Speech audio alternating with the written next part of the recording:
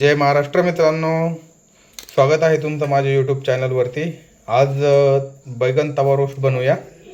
चला आता बैगन तवा रोस्ट बनवण्यासाठी सुरू करूया। मित्रांनो, आता मी बैगन घेतले, त्यानंतर रवा घेतलाय, थोडीशी कोथिंबीर घेतली कटिंग करून, हे मी घेतले कांदा लसूण मसाला थोडासा, त्यानंतर घेतली थोडी हळद,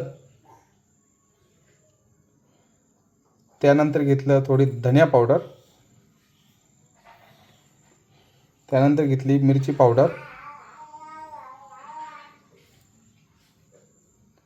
हे कांदा लसूण मसाला अजून थोडा टाकला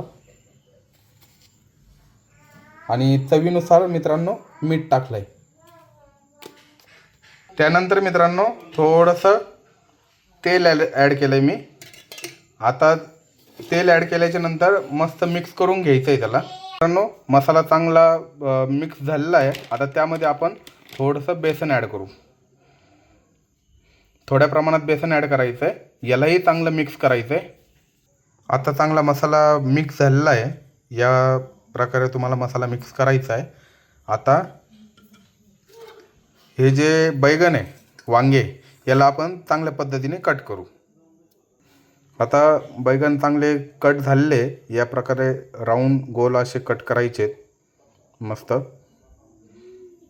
त्यानंतर पाण्यात टाकायचे थोडा वेळ, पाण्यात टाकल्याच्या नंतर आपण मसाल्यामध्ये ॲड करणार आहे। हे बघा मित्रांनो, या मसाल्यात असे पहिले मस्तपैकी भिजवून घ्यायचे।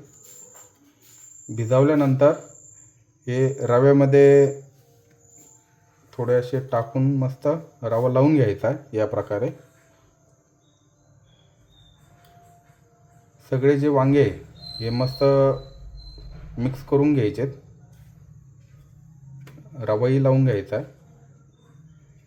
या प्रकारे सगळे वांगे बैगन चांगले मसाल्यामध्ये मिक्स करून घ्यायचे।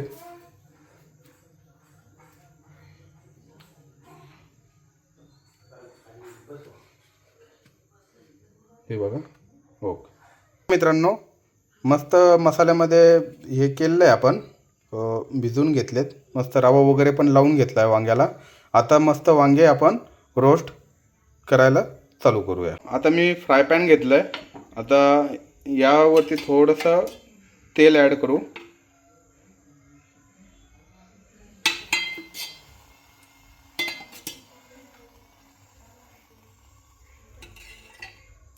आता तवाही चांगला गरम झालेला आहे।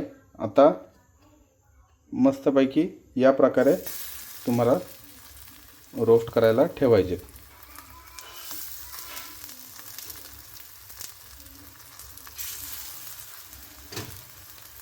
हे बघा मित्रांनो, या प्रकारे पूर्ण बैगन असे ठेवायचे आणि चांगले रोस्ट करून घ्यायचे। आता या बैगनला आपण पलटी करूया।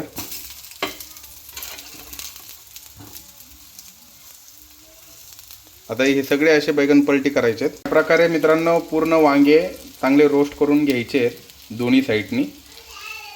हे बघा मित्रांनो, मस्तपैकी वांगे तयार झाले ते आपण थोडी धनिया मारू त्यावरती गार्निशिंगसाठी। आता पूर्ण वांगे रेडी झाले, आता आपण हे प्लेटमध्ये काढून घेऊ। हे बघा मित्रांनो, आता मस्त प्लेट रेडी केली आहे।